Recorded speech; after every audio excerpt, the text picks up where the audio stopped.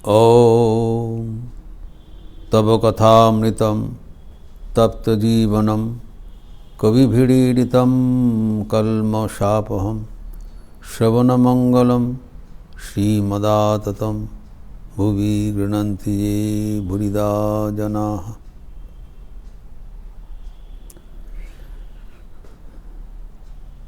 गिरीश घोष के भवन पर श्री रामकृष्ण आए हैं भक्तगणों के साथ। कीर्तन का असर हुआ है। रामचंद्र दत्त आदि भक्तगण पहले से ही कीर्तन के लिए व्यग्र हुए थे।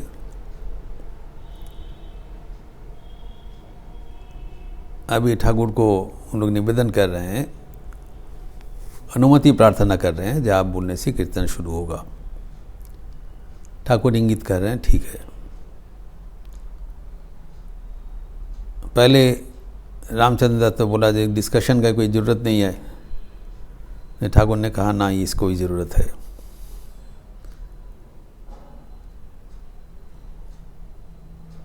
ईश्वर के अवतार के संपर्क में जो बातचीत हुआ था वो भी ज़रूरी है। होने के बाद अभी कीर्तन का बात शुरुआत हो रहा है। तो ठाकुर को पूछा, अब बताइए क्या गाएंगे। तो ठाकुर ने बोला, मैं क्या बताऊंगा। फिर सोच के बताया, ठीक है, अनुराग हो जाए। कीर्तन में वैष्णव भक्तगण प्रधानतः दो प्रकार के कीर्तन से शुरुआत करते थे। एक है पूर्व राग, दूसरा है माथुर।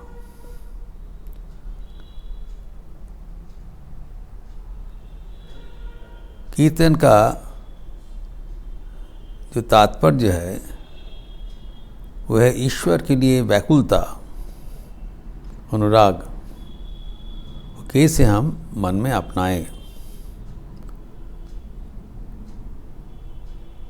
तो राधिका के जो कृष्ण के लिए जो व्याकुलता हुआ था, वो पदावली सुनते हुए, वो संगीत सुनते हुए हमारे मन के भीतर भी अनुरूप व्याकुलता हो जाए।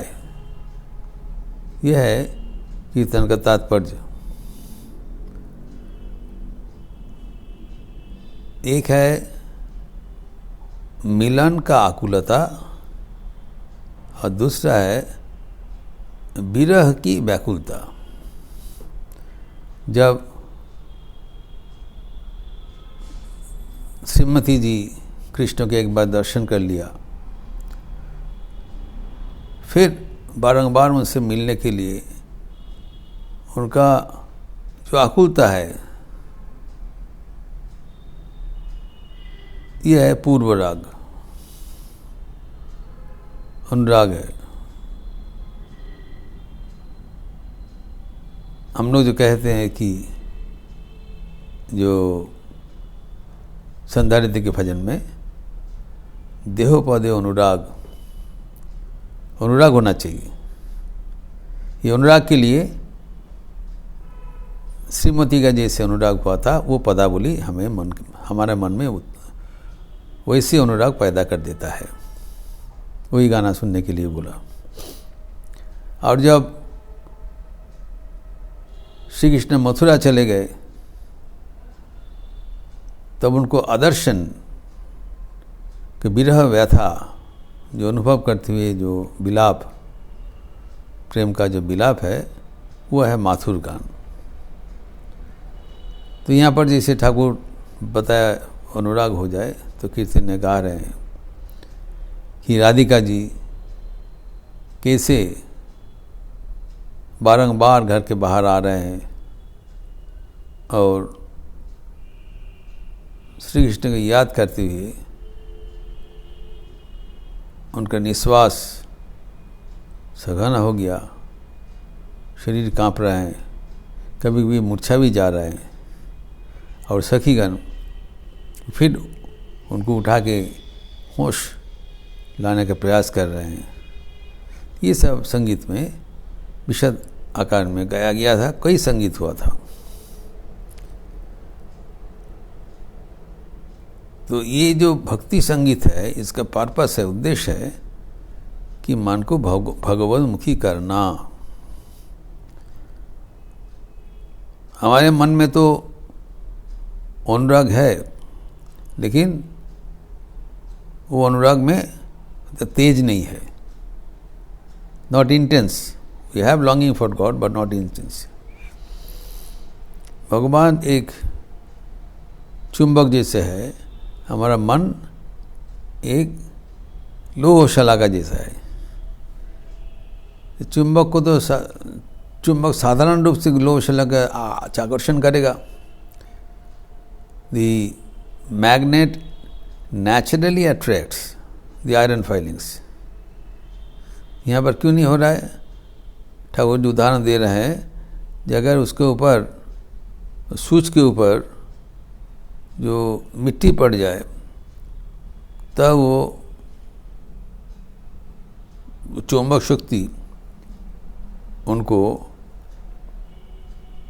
आकर्षण नहीं कर पाएगा। तो चुंबक शक्ति का आकर्षण नहीं करने का जो मिट्टी है, उसका मतलब है विषय शक्ति, विषय आसक्ति, संसार के प्रति हमारा आकर्षण।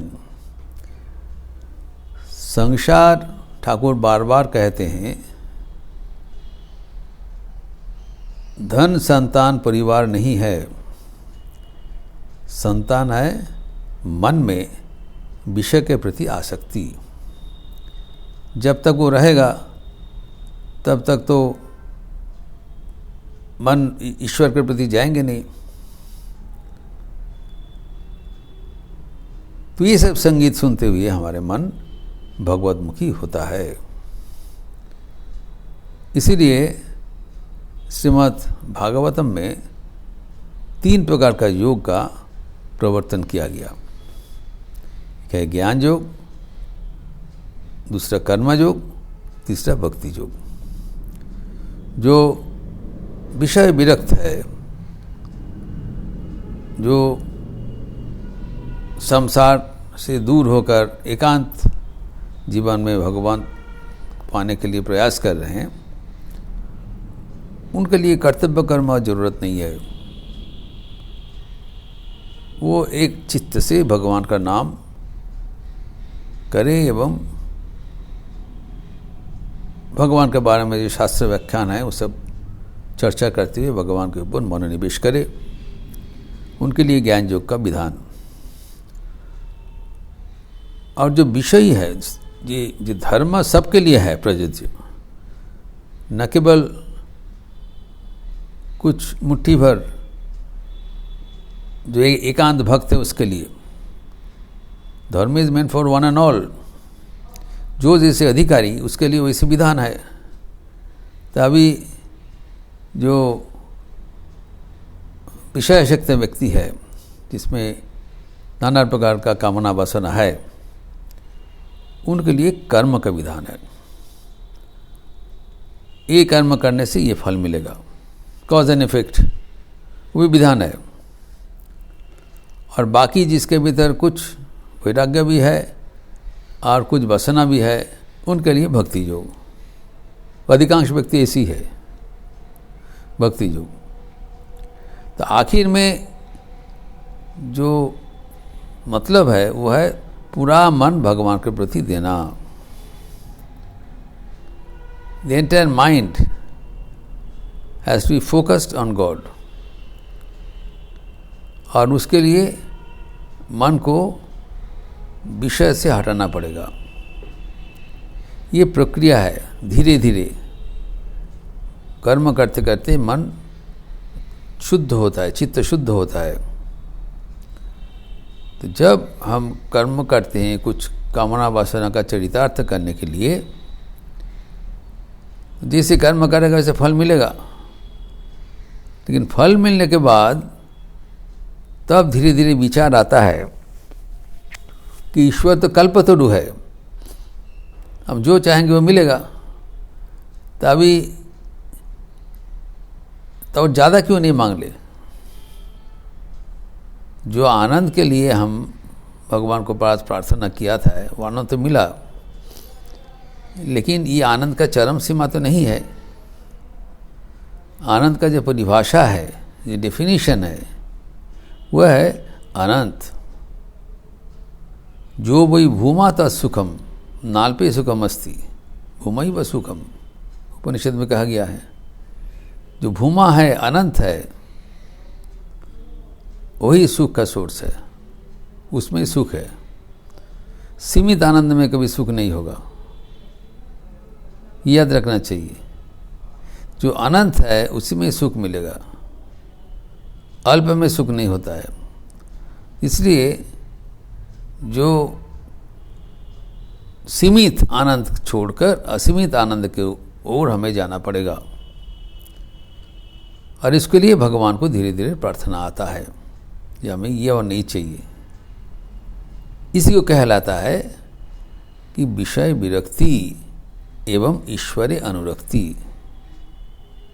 जब ईश्वर में अनुरक्ति होगा, जब भगवान के ऊपर हमारा प्यार हो जाएगा, तब ये सब विषय हमारे लिए ना के बराबर हो जाएगा। ठाकुर जी से कहा करते आलो नहीं बोध है, because the person gets a taste of the higher dimension of life, higher joy of life.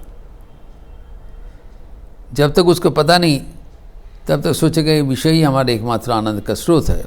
Only source of enjoyment is the worldly pleasures. That is not true. Worldly pleasures जो मिलता है वो बिल्कुल प्लेजर नहीं है, क्योंकि वो सीमित है। इसको आनंद नहीं कहा जाएगा। तो आनंद का जो परिभाषा है वो असीमित है, अनंत है। तो इसलिए जो भक्तगण सर्वदा ये मनी चाहेंगे कि कैसे भगवान को ईश्वर अभिमुखी कर दिया जाए, एवं अपना जो कमियां है, दुर्बलता है, विषय के प्रति जो आसक्ति है, वो कैसे हम काउंटरएक्ट करें। इसलिए साधु संघ का प्रवर्तन किया गया है। भगवान श्री कृष्ण भी स्वयं साधुगण का पदधूलि गले में लाया, दिखाया कि साधु संग करने से मन धीरे धीरे विषय आसक्ति से हट जाता है, मन शुद्ध होता है। तो अभी श्रीमती राधिका सर्वोत्तम भक्त है, इसीलिए भक्त संग से मन पवित्र होता है।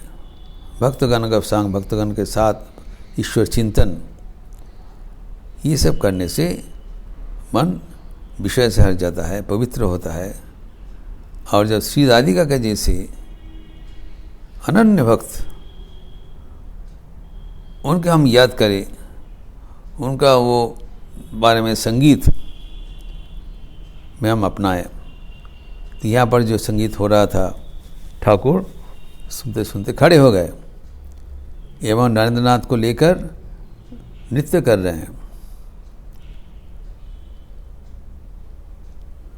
अभी यहाँ पर जो गाना हुआ था वह है गौर चंद्रिका, तो गौरांग का भाव से गाना हुआ था।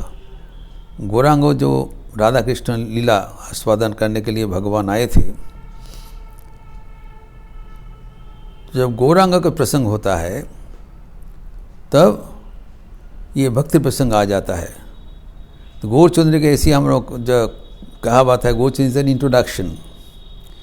जो राधा कृष्ण का जो भाव है वो सुनने के पहले गौर का लीला हम सुनते हैं, ताकि गौरांग कैसे भगवान को अपनाया, भगवान के प्रति जैसे व्याकुलता।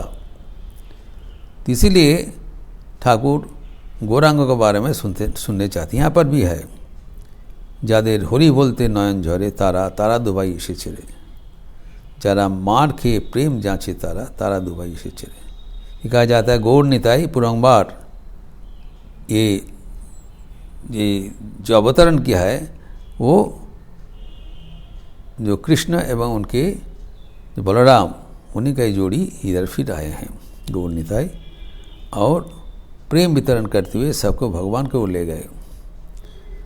तो ये सब भक्ति संगीत से हमारे सत्संग ही हो रहा, और भक्त संग राधा का वार्ता हम चिंतन करते हैं, हमारे मन में भगवतमुखी कर देते हैं। इसके लिए ठाकुर ये सब कीर्तन, लीला कीर्तन में भक्तगण को प्रोत्साहित करते थे। ये भी भक्ति अर्जन करने के लिए एक प्रकृष्ट उपाय है। इसके आगे ठाकुर जो चर्चा करेंगे उसका विस्तार हम अगले दिन करेंगे। ओम शांति शांति शांति। हरि ओम तत्सत। श्री राम कृष्णार्पणमस्तु। अच्छा रहिए, स्वस्थ रहिए, आनंद में रहिए। नमस्कार।